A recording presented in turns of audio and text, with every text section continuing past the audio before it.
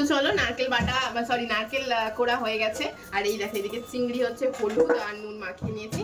এবার কড়াই গরম করছি করে, চলো এবার তেলটা দিয়ে দিই, দিয়ে তারপর চিংড়িগুলো হালকা করে ভেজে নেবো। তো চলো প্রথমেই মালাইকারি রান্না করার জন্য প্রথমেই দিয়ে দিলাম হচ্ছে সাদা তেল, সেটা গরম হতেই চিংড়ি মাছগুলো দিয়ে দিলাম। আর চিংড়ি মাছগুলো দিয়ে ভালো করে ভেজে নিলাম, ভালো করে নাই হালকা করেই ভেজে নিয়েছি। ভেজে নিয়ে তারপরে দেখো এই দুধটাকে বানানোর জন্য মানে হচ্ছে নারকেলটাকে ভালো করে ভিজিয়ে রেখে কিছুক্ষণ, তারপরে ওটাকে মিক্সিতে ঘুরিয়ে নিয়ে দুধটা বার করে নিলাম। তারপরে দেখো গোটা গরম মশলা আর একটু পেঁয়াজ দিয়ে দিলাম।